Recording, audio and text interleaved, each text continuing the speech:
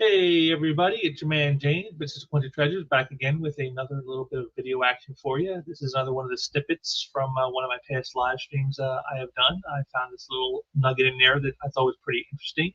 I basically point out the hypocrisies that you see from the DEI crowd and how they approach their diversity and inclusion type stuff, and how how they hold one standard for one side and for themselves is a completely different standard.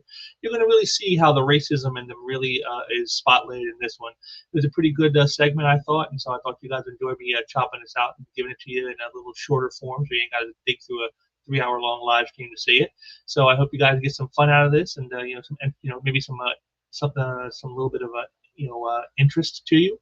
And I will be back again with some more stuff soon. And until then, enjoy everybody. Now this, which is a very well-known leftist, ideologue type of channel. But you can see it right from the title, the myth of blackwashing fictional characters in movies like Deadpool. And so now we're going to see this woman here, this young woman, is going to talk about how whitewashing bad, but blackwashing good. And you're going to see she's going to expose the hypocrisies and the hatred that she holds within herself, and how she intimates all this to you. It's amazing. So I'm gonna play this for you, and I'll take breaks in between and pause it, as it plays, so that I can make my points. But here we go.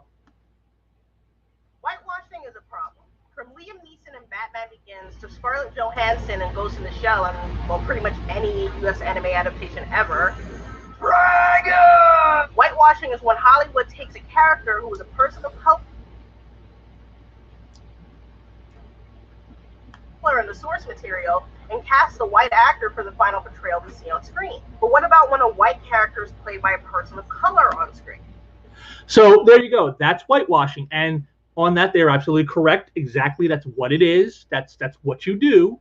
And again, it could be, now again, most people would aspire that to be racist, and perhaps it is, but again, I think sometimes it's not done out of racism. As she noted, Liam Neeson in, playing Ra's al Ghul, an Arab character, and he didn't, I don't think he did it out of racism. They did it because Liam Neeson is a big name. He's a huge star. His name is a box office draw. This is something that you will see over and over again.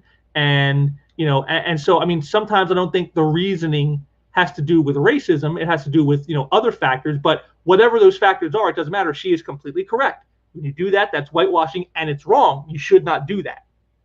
Do not alter the characters to fit your market, or to fit some ideology, or to even just play up because you think you can get more money. You just don't do that. But now we're going to get into, she mentions the blackwashing now, where a white character is remade into a person of color. Representation might upset some people who can't accept popular comic book characters like Nick Fury, Johnny Storm, and Domino as people of color, but this thing some people call blackwashing is not a problem. There it is. It's not a problem. It's not even a thing. But whitewashing is, though. Whitewashing is absolutely a problem, and it must be stopped at all costs. But when we do it, it's okay. You can't complain about that. You're racist if you complain when we do what it is we complain when you do. You can't do that. You can't tell us not to do those things that we say you shouldn't do. The hypocrisy begins already. And look, we're only 30 seconds in, and it's already got the hypocrisy going. Not even a thing. But let's start with why whitewashing is so harmful. Despite all the amazingly nerdy movies and shows coming out in the recent years, people of color are still barely represented. Look at any random trailer or poster, and odds are you'll usually see a white person as the lead. Yes, of course, unless you pay stricter attention and see movies like Spawn, like Blade, like Black Panther, like Storm and the X-Men, like if you don't pay any attention to these things, well then yeah, all you'll see is the white people. But of course, black representation, the Falcon in Captain America: Civil War, and oh, black people aren't being represented at all. Oh my God, it's just all white people. All these characters being put on a screen, and there's like no black representation. Just more lies.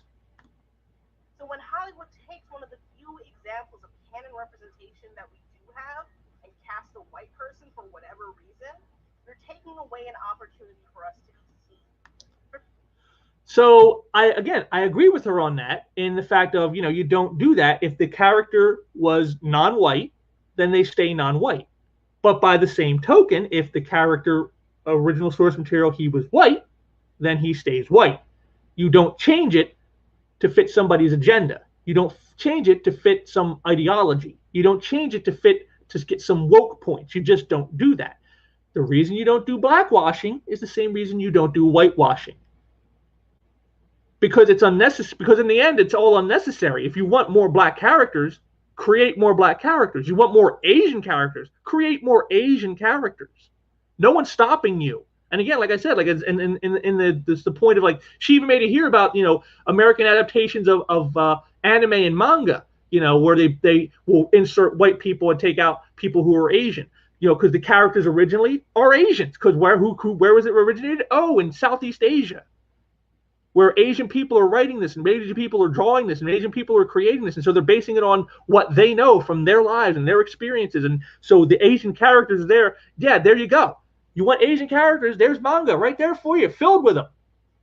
Black characters, there's, plentiful black characters.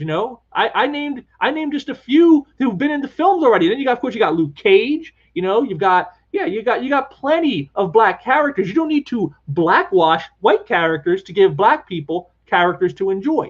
They already have some. You could start using them more often. And if that's still not enough, you can always make more. Nobody's stopping you. For me personally, this was especially egregious in the Avatar: The Last Airbender movie. I was very attached to the show's character Katara, from her dark skin, her great big poofy hair, and the fact that her mom had the same name as me. I was crushed when I saw white actress Nicola Peltz in the movie adaptation, because it erased the aspects of Katara that I saw in myself. So right there, she only likes the character because she thinks they're black. And just so you know, the character of Katara, I found this out. I did some referencing. She is not a black character. She is Inuit, or as maybe us here in North America would call them, Eskimo. She's an Eskimo. She's not a black. She's not black. She's not white. She's Eskimo. She's Inuit. That's what she is. But this fool only saw a darker skin tone, and so she immediately thought black. So right there is racism right off the bat. She's not even paying attention to the actual race the character actually is. She's just inserting the fact that, well, she's got skin darker than a Caucasian, so therefore she's black. And that's not how that works. So right there is racism. But then again, she only could relate to the character because she thought it kind of looked like her, because it had poofy hair and had a darker skin tone than Carrot Top. I mean, that's what you need. You can't, how, again, this is their bigotry, their hatred showing through. You're telling me you couldn't watch a character who was white and feel a connection? I mean, I can't tell you. I mean, I know plenty of black folks and non-white folks who love Star Wars, who love Princess Leia, who love Luke Skywalker. These are blue-eyed white people.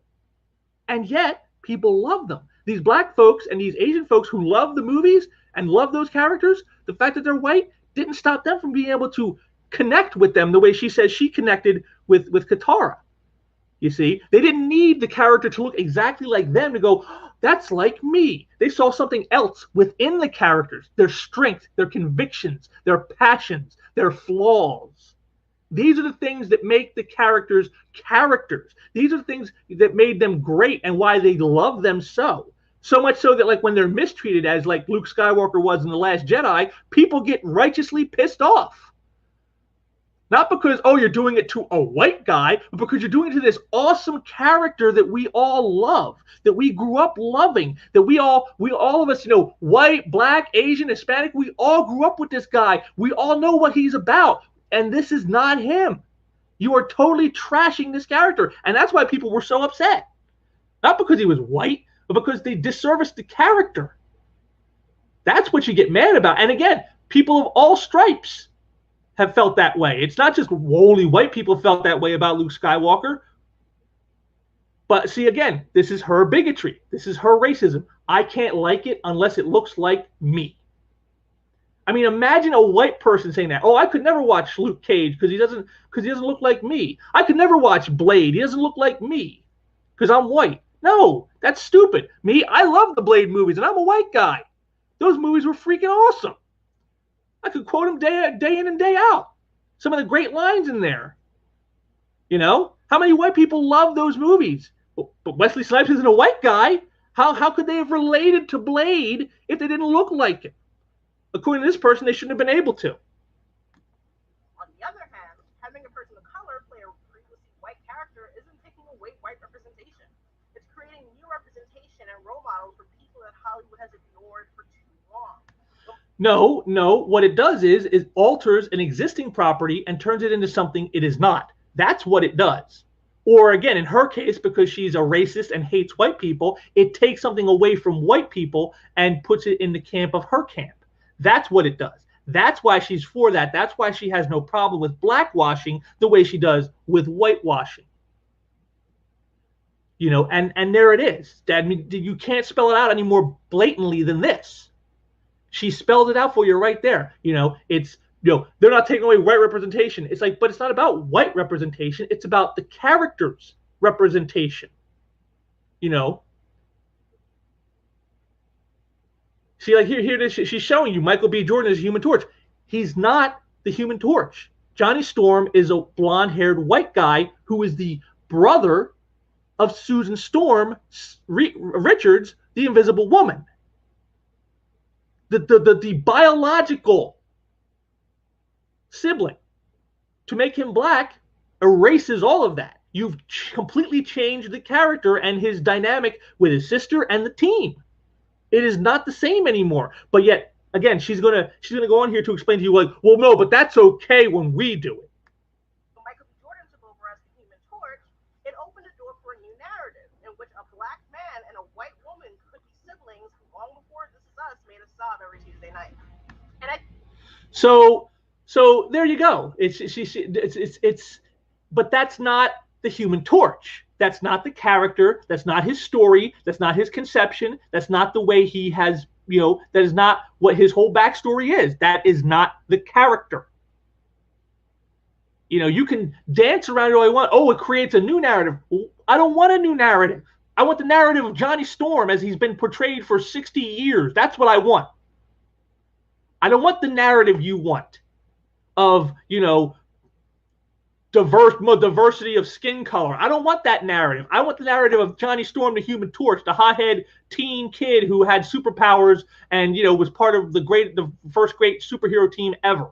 That's what I want. That's the character I want to read about. That's the character I want to see on film. Chris Evans was a great Johnny Storm. Now, I'm not saying Michael B. Jordan is a bad actor. He's done some good roles, but he's not Johnny Storm. Chris Evans was Johnny Storm. He embodied the character. And that's because he looked like him, but also the way he portrayed him. And because he looked the way the character is supposed to look, you can believe the connection to his sister. You can believe the connections he has with the team are the same as the one from the comic, from the source material. That's what matters. That's what should always matter. When you want to play in the sandbox of something that is not your own creation, you need to play with the way it is. You don't break the toy and remake it how you want. You play with it as it is. And if you don't want to do that, that's fine. Don't play with those toys. Just go away and create your own. I think we can all agree that Michael B. Jordan is a pretty damn good actor, like, right?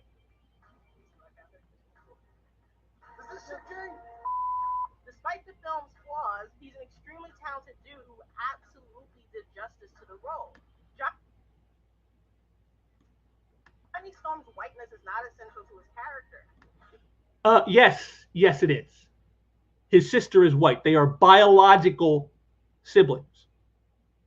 And the character, canonically, the character's entire ethos of his entire existence, he has been a white male, a blonde white male. That's what Johnny Storm is.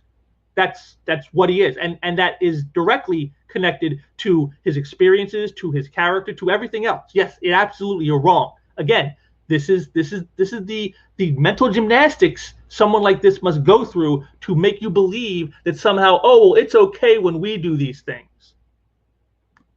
The Human Torch has always been defined by his hot-headed attitude, so why should it matter if he's played by a black man? Because the character is not a black man. If you want a black man character who can create flame, you know, you could create a new character in a new book or a new series or a new universe and say, yeah, here's,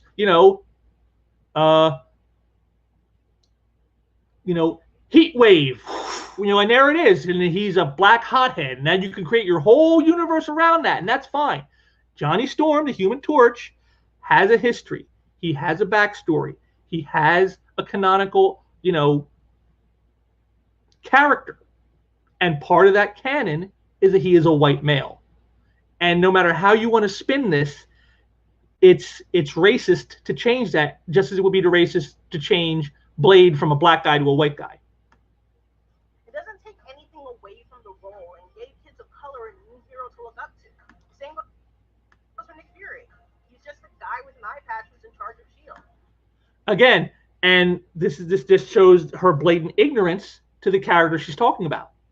He's just a guy with an eye patch. No, he's not. Nick Fury is a character with a history, with a story. He has canon behind him that tells you who he is. He was a World War II veteran. You understand? And again, the thing that gets me is these same people want to tell you about, like, you can't talk to black people on certain things because you don't know their experience. You don't know the black experience.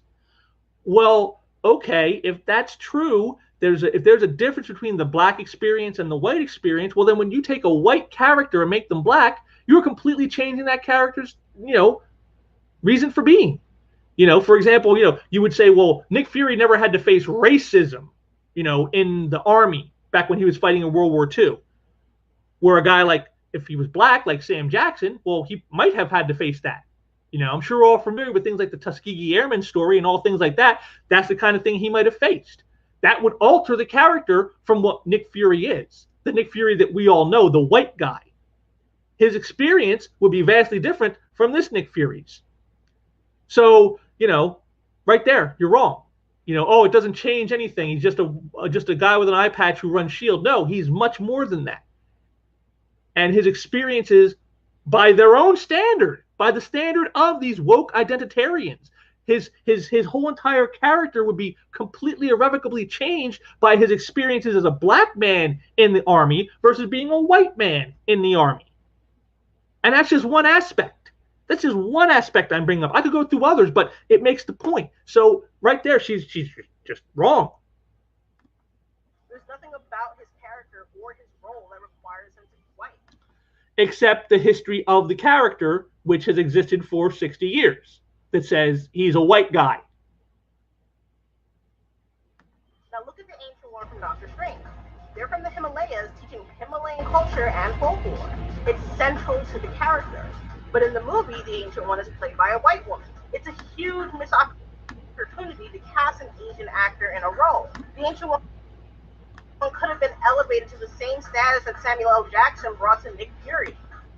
So it's okay to change a white man's experience to a black man's experience and give the black man the white man role. But then when you have a role that's taken from someone else that isn't white, now it's suddenly a problem because you're denying a certain group that role. But then you're denying the white man the role of Nick Fury, who is a white character.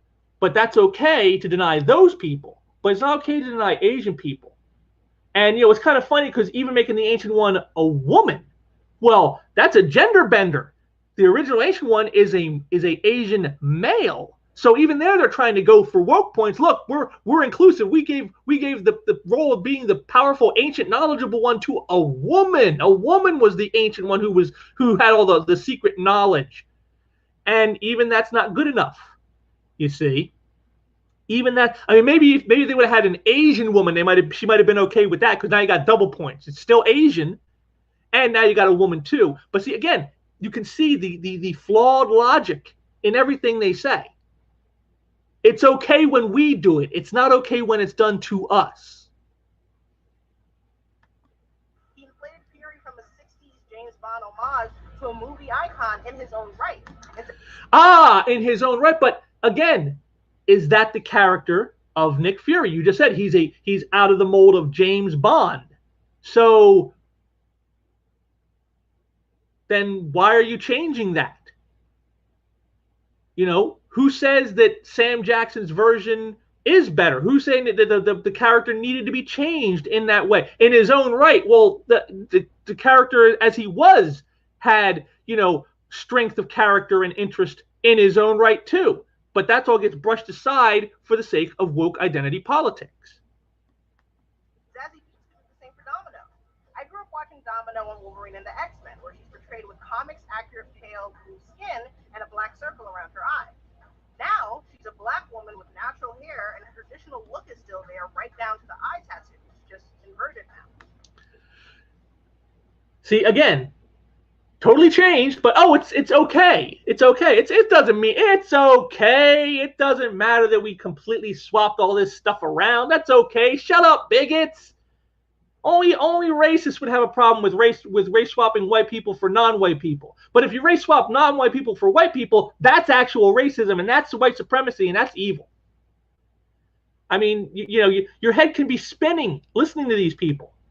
But again, Domino in the comics isn't defined by being a white woman. It's not part of her character in any way. Except that it is, because that's the history of the character. You know, again, he come back to the source material tells you what that character is.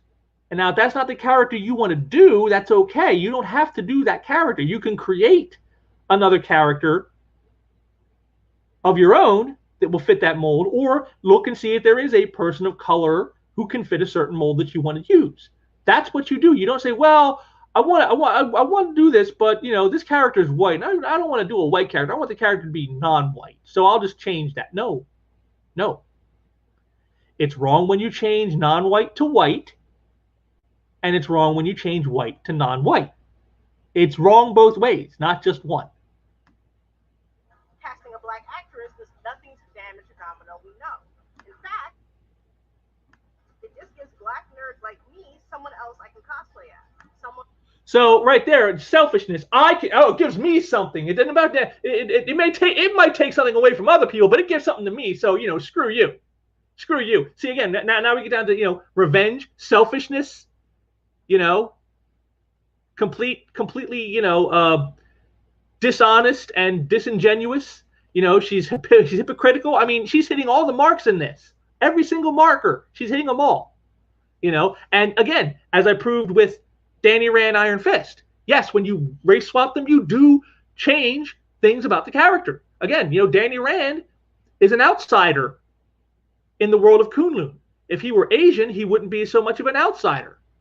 And that doesn't just affect him, that affects those around him. You know, this is another aspect that, you know, I didn't get too much into, but I'll briefly hit on it here, is it doesn't just affect the character you're changing, it can affect characters around them. One of Danny's greatest foes was a character called the Steel Serpent, who lived in Kunlun, who also trained, I believe, under the Thunderer. He was a competitor for the Iron Fist, and Danny gets it instead. And part of the reason the Steel Serpent goes the route he does in becoming a villain is because he feels he is an outsider. An unworthy outsider has taken our honor by being given the Iron Fist. It belongs to someone from within. One of us here, one of the insiders should have this, not this interloping outsider. And that's why he becomes a villain against Iron Fist, is because he sees him as unworthy and an interloper to something that he had no business sticking his nose into. Now, if he's Asian, the way the other guy wanted, the way Keith Wong wanted, well, then all of a sudden now that entire aspect for the Steel Serpent is gone. Well, he's another Asian guy, just like you. I mean, maybe he's from America, but he's still Asian. He's still a Chinese American, right? Like you, you're Chinese, he's Chinese American. He's still the same race. He's still got the same sort of ancestry and all that, right? So now the whole thing about him being a complete outsider and an interloper, it's not really there anymore, is it? He's one of you. It's an inside. Now it's just basically what? Just pure jealousy. You got it and I didn't. I'm jealous of you. I mean, sure, that could be part of the component with white Danny Rand, but that'd be the only component with Asian Danny Rand.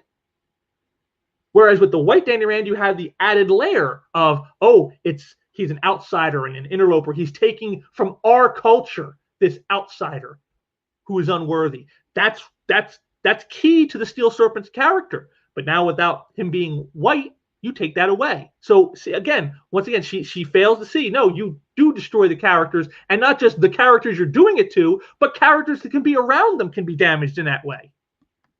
Someone who I can see myself in, someone who I can watch on screen and feel represented. You can call it blackwashing, race bending, or whatever the hell you want. I just call it a good thing. So there you are. There you are. She admits this is not because of representation. This is not because of fairness. This is not because of inclusivity or any of the buzzwords they use. It's good for me. It gives me something, and it takes away from people I hate. Therefore, it's a good thing. And there you have it. I mean, could it be spelled out any more for you?